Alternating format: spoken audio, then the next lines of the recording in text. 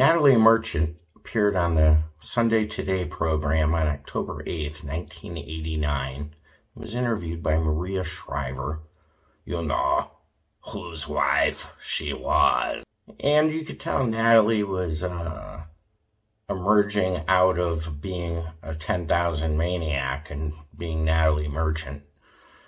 And probably the most telling part of the interview is when she related having to rewrite lyrics to a song a couple times before the other band members would agree to record her message. And the frustration is obvious.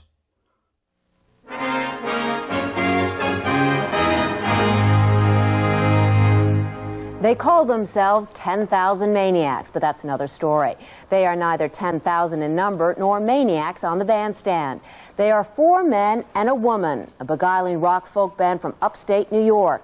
Their repertoire is a virtual litany of social issues put to music: poverty, child abuse, teenage pregnancy, Nicaragua. In some ways, the Maniacs are an unlikely success story, but successful they are. Talk about it. Talk us if you can. They've been called the public television of pop music. They sing about issues. Their words are meaningful. You know, it's kind of neat because this band, I could talk to my parents relate to it. Oh, what's the matter here? 10,000 Maniacs. Their name may be confusing, but the message in their music is not. There's songs about child abuse, and to me that's important. I have heard the excuses everybody uses. He's your kid, do as you see fit. But get this through their time, don't approve of what you did to your own flesh and blood. 10,000 Maniacs may not look like a major rock band, but they're on their way to becoming just that. Their 1986 album, In My Tribe, went platinum, selling over 1 million copies. And the current release, Blind Man Zoo, spent 13 weeks on Billboard's Top 20. When I started playing with the band and singing, it started to make sense. I want to create something, and this is what I want to create. 25-year-old Natalie Merchant is the group's lyricist, vocalist, and spiritual leader. She and the band met 8 years ago at the local college radio station in Jamestown, New York, the small industrial town where they all grew up. For Merchant, music became an escape from the boredom of small-town life. We had a tent that we traveled with, and if the tent didn't work out, we'd just start going through the audience and asking people if we could sleep on their floors. I've tried and tried, but I can't say. Today, it's her songs that are asking the questions. The music of 10,000 Maniacs is the platform from which Merchant challenges the world around her. There's this desire in me to speak of what's important and not waste time. I'm singing songs about child abuse and illiteracy and, orphans of war and things of that nature, and I can't really treat them lightheartedly. Child abuse, you talk about pregnancy, war. Do you think those are women's issues? I think that this most recent album has the strongest feminist voice that I've ever allowed myself to have. Yeah, there's definitely very strong issues that women would understand on this album. Oh, baby blankets and baby shoes, baby slippers, baby spoons, walls of baby blue. Dream child in my head is a nightmare born in a borrowed bed. Now I know. I'm also speaking on behalf of 4 men who are in the band. Is that a problem? You're speaking on behalf, as you say, of 4 men. Any conflicts that there are resolved before the album comes out. Once I rewrote the lyrics 3 times to a song because no one else in the group agreed with what I was saying. The issues that she has chosen to sing about puts Merchant in an elite new group of women rockers, artists like Tracy Chapman and Suzanne Vega, who so distinguish their music.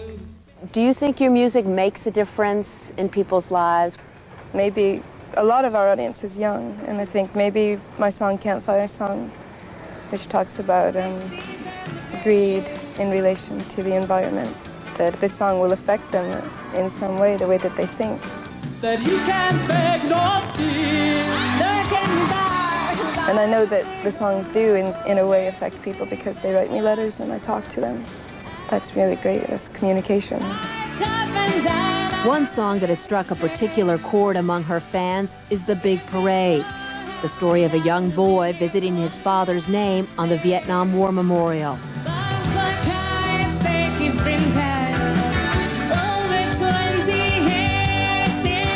I had a woman who actually sent me her father's Purple Heart, who had been a helicopter pilot in Vietnam and died.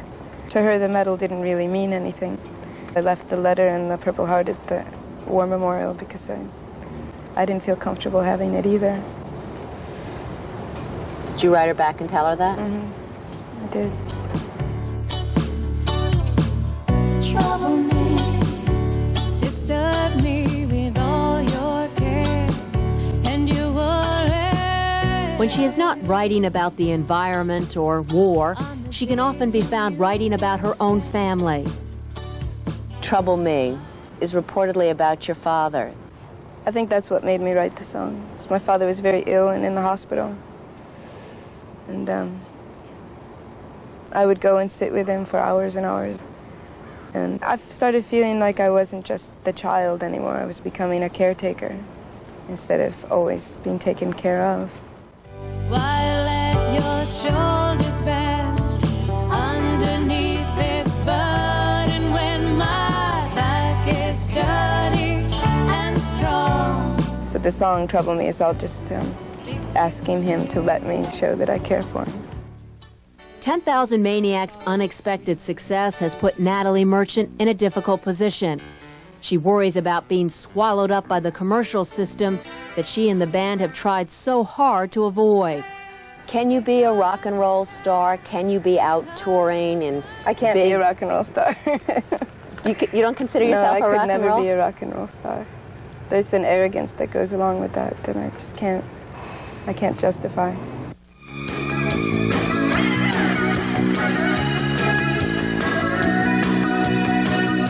I think America is really obsessed with its pop culture and its pop celebrities, and that's not always such a healthy thing, I don't think.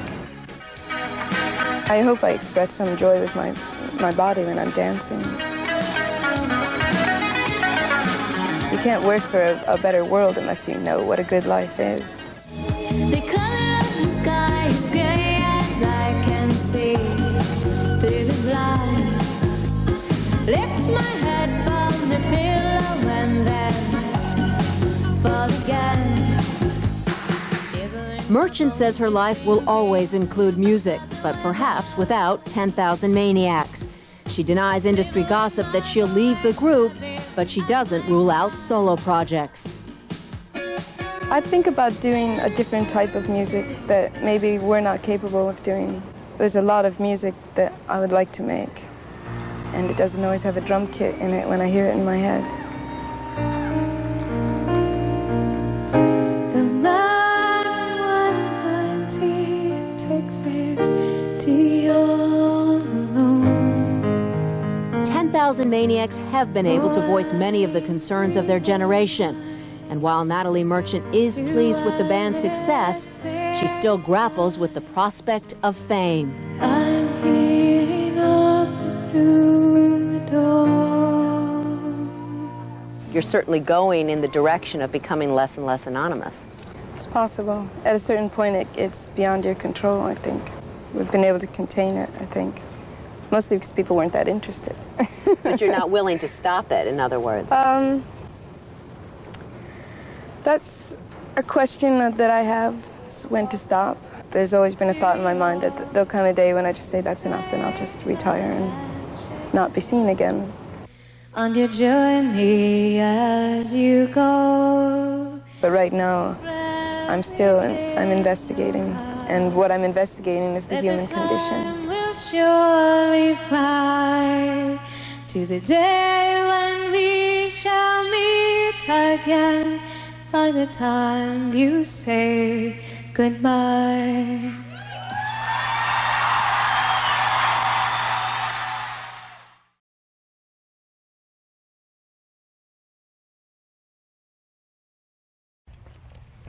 Thanks for watching Cleveland Live Music. It's awfully bright out here. I'd click on another one of my videos. Quit looking into the sun. Your mother told you not to do that. Please hit the subscribe button. And if you want to support the channel more, there's GoFundMe and Patreon information in the video descriptions. Ooh, ooh!